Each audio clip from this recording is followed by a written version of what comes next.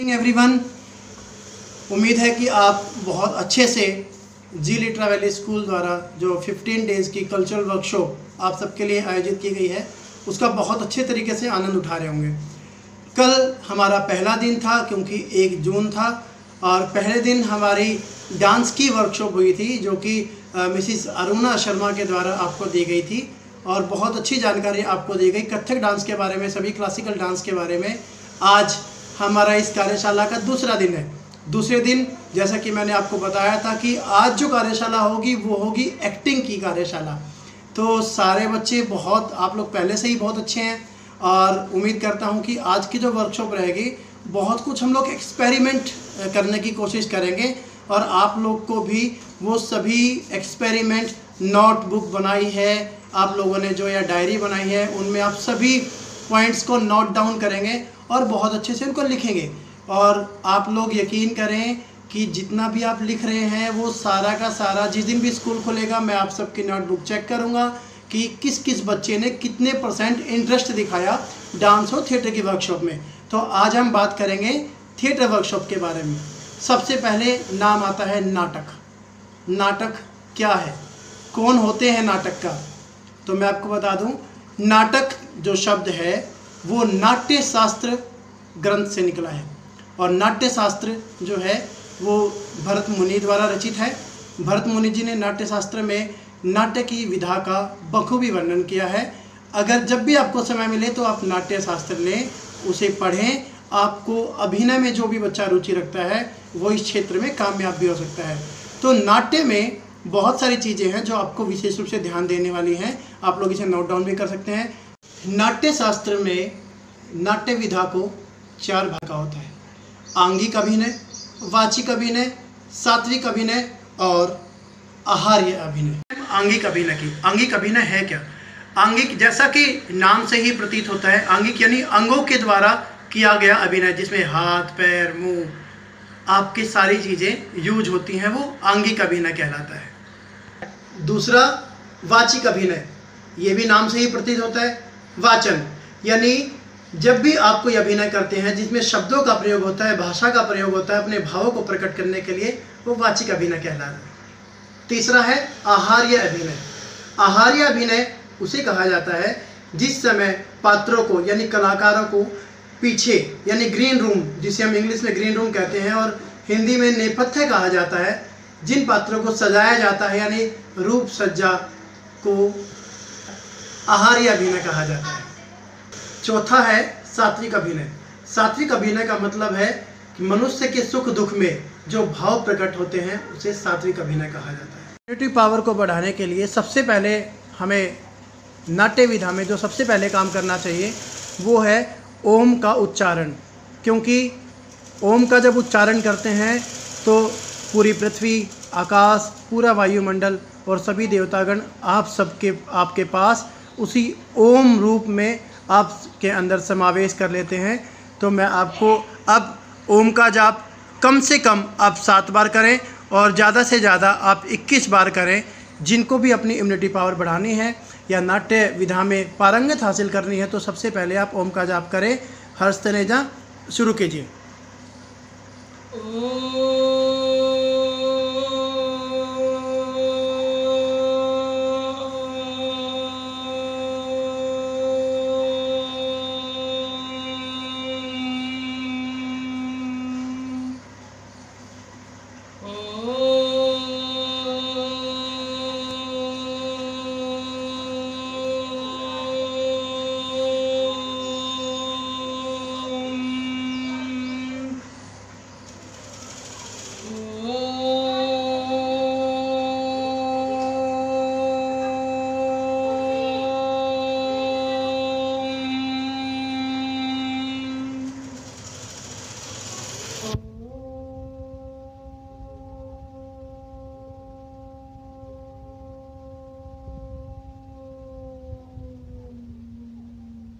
तरीके से आपको ओम का जाप कम से कम 7 बार करना है और ज़्यादा से ज़्यादा आप 21 बार करें ताकि आपकी इम्यूनिटी पावर और आपका स्टेमिना बना रहे।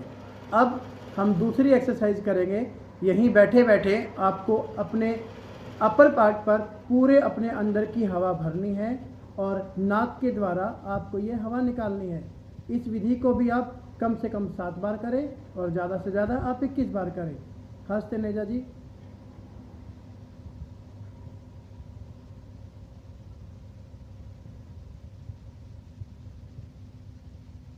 हर्ष तनेजा जी आपको दिखा रहे हैं कि किस तरीके से पूरी हवा, अपनी पेट की हवा हम छाती में भरते हैं और फिर दोनों नाकों के छिद्रों द्वारा हम ये हवा बाहर निकालते हैं। ये आपको रूटीन में करना है, हर दिन करना है। जैसे भी आपको सबको पता है कि वैश्विक महामारी कोरोना ने पूरे भारतवर्ष में अपना कब्जा कर रखा है, तो इस वैश्विक महामारी से बचने के लिए आप अपनी इम्यूनिटी पावर इस तरीके से बढ़ा सकते हैं, अपने स्टेमिना को बढ़ा सकते हैं। और नाट्य विधा में बहुत अहम रोल अदा करती है ये विधि। अपनी आवाज़ को अच्छा करने के लिए, अपने गले को अच्छा करने के लिए तीसरी जो विधि है वो ये है कि आप बिल्कुल सीधे खड़े हो जाएं, बिल्कुल हाथ अपने दोनों पैरों के साथ रखें, अपनी शरीर पे कोई खिंचाव उत्पन्न ना करें, बिल्कुल ढीला शरीर आपका छोड़ दें और पूरी हवा अपने छाती के अंदर भरकर अपने गले के द्वारा आप पूरी तेज़ आवाज़ में निकालें। बस ऐसा ना करें कि आपका गला फटना शुरू हो जाए। आप अपने अकॉर्डिंग इसको अच्छे से करें। ये भी कम से कम 7 बार और ज़्यादा से ज़्यादा आपकी इच्छानुसार, जब तक आपका गला आपका साथ देता रहे। इसका सबसे ज़्यादा फ़ायदा आपको ये होगा कि आपका गला बिल्कुल ठीक रहेगा, क्योंकि एक नाट्य कलाकार को, एक रंगमंच के कलाकार को उसकी आवाज़ और उसके गले का पूर्ण रूप से सहयोग होना ज़रूरी है। तो ये विधि आपको इस तरीके से साथ देगी। तो इसको करने जा रहे हैं हर्ष तनेजा।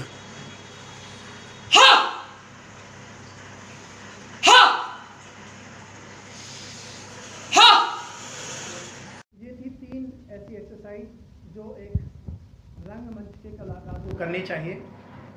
तो आप सभी ये 3 एक्सरसाइज हर दिन करें, प्रत्येक दिन करें, ताकि आप अपनी आवाज़ में निखार ला सकें।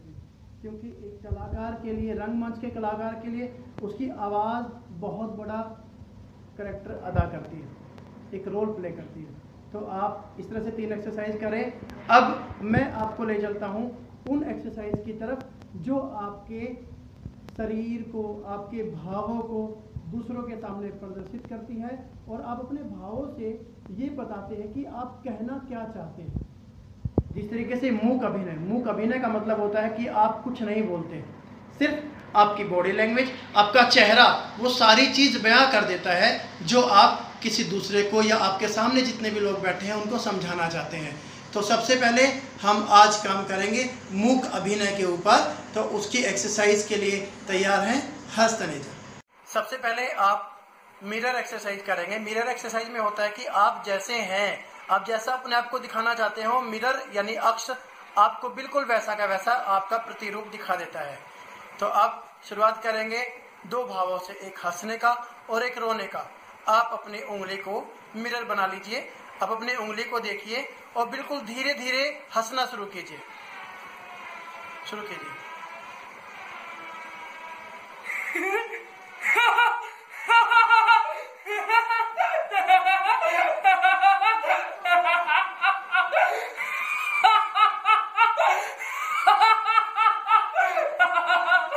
और बिल्कुल हंसते हंसते धीरे धीरे उसी मूड पर आइए जैसे आपके हंसते हंसते।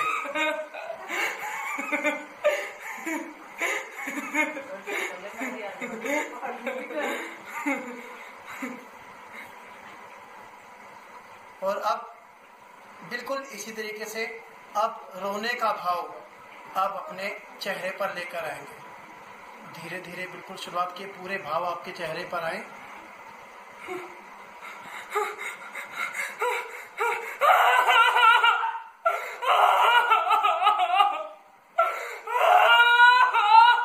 और अब इसी तरीके से धीरे धीरे भाव आप वापस लाते हुए उसी तरीके से भाव को बिल्कुल नीचे करेंगे।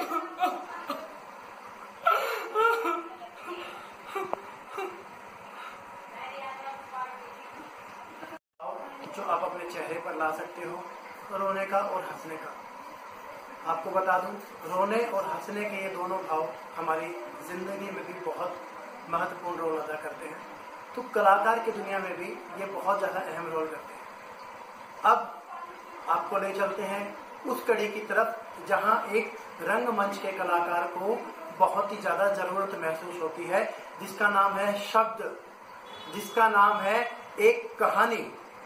जिस कहानी को किसी एक रचयिता ने लिखा, उस कहानी को पढ़ना, उसको स्टडी करना एक रंगमंच के कलाकार को बहुत ही ज़्यादा ज़रूरत महसूस कराता है। क्योंकि जब तक उस कहानी को हम पढ़ेंगे नहीं, उसको समझेंगे नहीं, उसमें जो बातें दी गई हैं उनके भावों को नहीं समझेंगे, तब तक हम उस नाटक को हम कैसे लोगों तक प्रदर्शित कर सकते हैं। तो सबसे पहला काम आता है उस कहानी को पढ़ने का।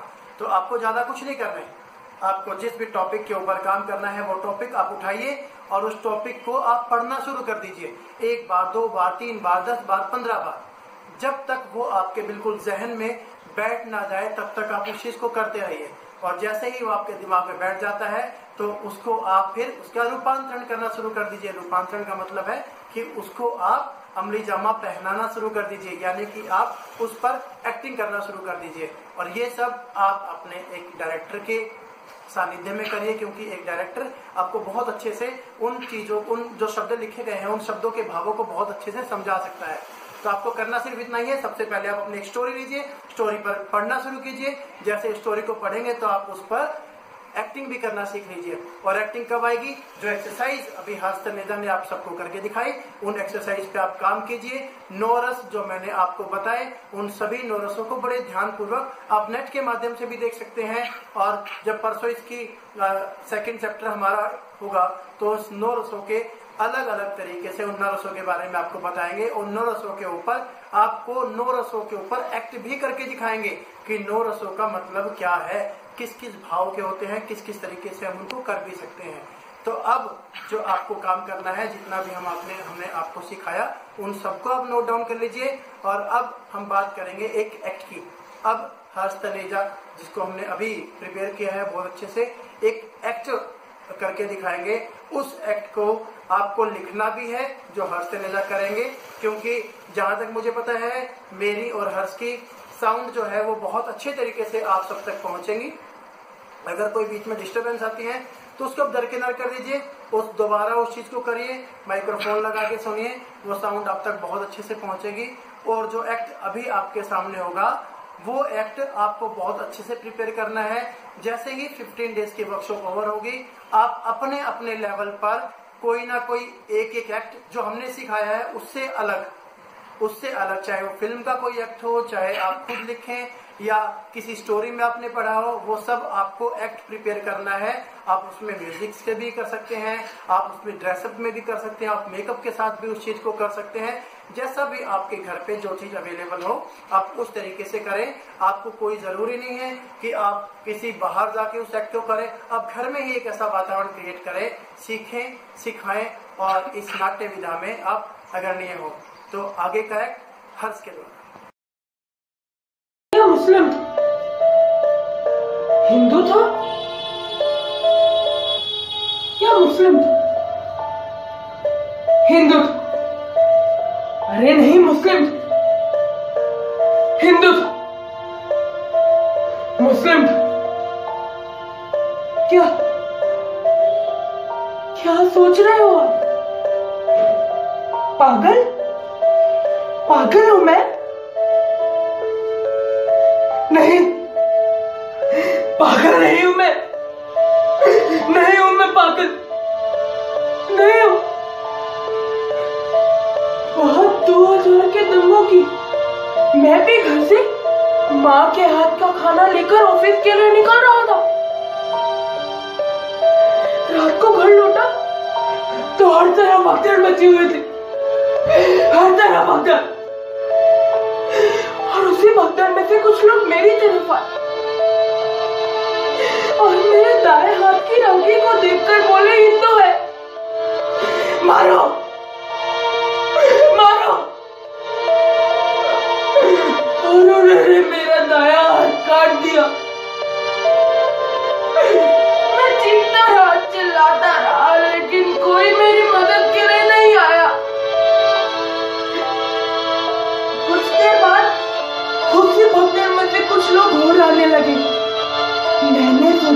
बचाने आए हैं, लेकिन उन्होंने मेरे गले के ताबीज को देखकर कहा मुस्लिम है, मारो मारो, और इन्होंने मेरा बायां हाथ भी काट दिया। कोई मेरी मदद करने नहीं आया, चाहे वो हिंदू था या फिर वो मुस्लिम, लेकिन वो था तो इंसान ना। कोई मेरी मदद के लिए नहीं पहुंचा वहां पर, चीखता रहा। मुझे अफसोस इस बात का नहीं कि मेरे दोनों हाथ काट दिए गए, मुझे अफसोस इस बात का है कि जिसने मेरा पहला हाथ काटा और जिसने मेरा दूसरा हाथ काटा, वो इंसान एक ही था। एक बार हिंदू बनकर आया तो एक बार मुस्लिम बनकर आया। तो मैं आपसे पूछ रहा था, हिंदू था या मुस्लिम था? अगर आपको पता चले बताना जरूर, यही मिलूंगा। हिंदू था या मुस्लिम था? हिंदू था या मुस्लिम था? होप कि आपको अच्छा लगा होगा, क्योंकि इसमें हमने नाटक के बारे में आपको जानकारी दी और बहुत ही सुंदर एक्ट हिंदू मुस्लिमता के ऊपर आपको दर्शाया गया हर्ष के द्वारा। इसको भी आप नोट डाउन कर लें, लिख लें।